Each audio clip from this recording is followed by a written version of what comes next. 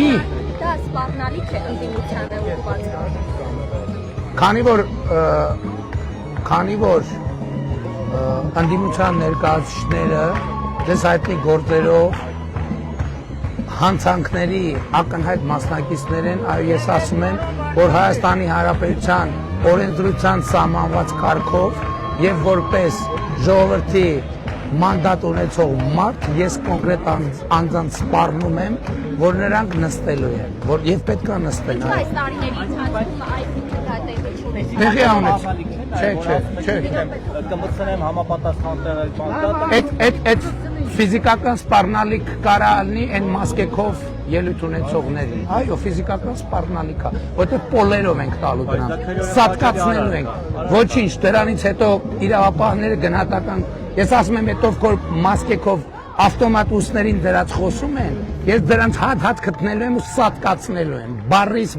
իրավական հերթին մեր իրավապահ մարմինները ասֆալտ ուտացնելով իրանց տանելու են գցեն քրեակատարողական հիմնարկ։ Ինչու այս 8 տարիների ընթացքում Դա եղել է, բազմիցս է եղել եւ տարբեր դրվագներով ա եղել, ես ասում եմ, մենք գործ ենք ունեցել 23 գլխանի հրեշի հետ, գլուխները կտրելով եկել ենք հերթով, հիմա մնացել են վերջին 3 գլուխը եւ հիմա առաջիկա մինչեւ տարվա վերջ դա պետքա տեղի ունենա, մինչեւ տարվա Ինչի խորհրդարան իշխանություն ձևավորեն, ժողովուրդը ոնց կորոշի, ժողովուրդը կորոշի տենց է, ուրեմն ես այս խոսույթը որ sense ձևավորվել է ձեր ընդդիմադիրների միջև նոր պարոն Սիմոնյանն էլ է հարցում նորմալ է հարիր է բանավեճի տեսանկյունից կամ ձեր տեսանկյունից օրինակ հայ տղամարդուն հարիր է կնոջ հետ այլպես խոսել այդպես սպառնալիքներով կամ ինչ եմ խոսել ես կնոջի չեմ սպառնացել ես Ռոբիկին եմ սպառնացել ու հիմա էլ եմ սպառնում եմ ասում եմ սատկացնելու եմ դեպքում կնոջ հետ էիք խոսում վարչապետի լսեք ամեն դեպքում կինն էլ վարչապետի հետ էր խոսում եթե կինը իրան հաշիվ չի տալիս որ խոսում է Հայաստանի Հանրապետության ժողովրդի ներկայացուցչի հետ ուրեմն ես էլ իր տերերի հետ խոսում եմ ու սպառնում եմ ու ասում եմ գիտեք ինչ իմ հարազատը ես իմ ընտանիքը չեմ խնայ, հա, ով որ մտածում է որ ավելի շատ բան է տվել, շատ իզուր, ես իմ ընտանիքը չեմ խնայ։ Բայց շատերը հազարներով զոհեր Լսեք, ասում եմ ես իմ ընտանիքը ես չեմ որոշել, որ իմ ընտանիքը չի զոհվելու։ Ես ես 100 անգամ ասել եմ, իմ տղայի հետ նույն խրամատում գտնվող մարդը զոհվել է, այսինքն իրար կպած են եղել։ Զոհվել է, ես չեմ որոշել, որ իմ տղան պետք է չզոհվեր։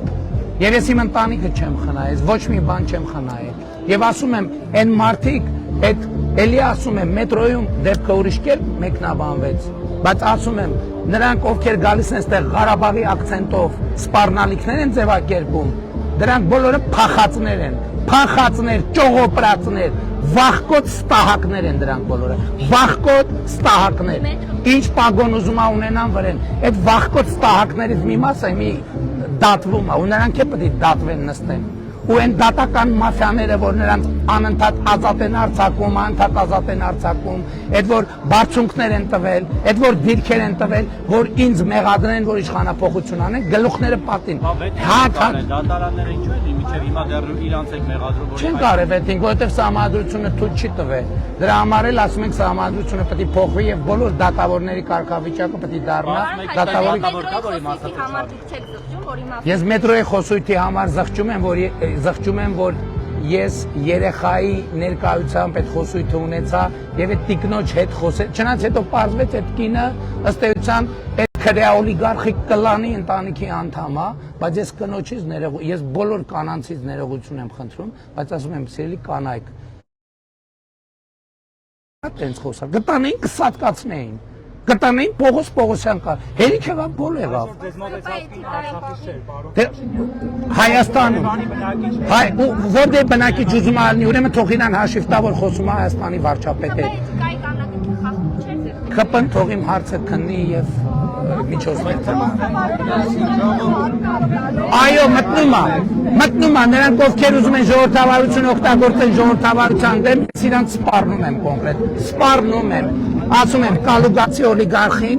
Ծառուկյան Գագոին, Քոչարյան Ռոբերտին,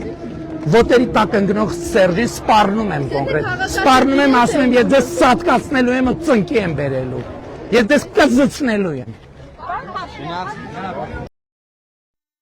Հավանիչ տեսանյութը եւ բաժանորդագրվիչ նորությունները բաց չթողնելու համար։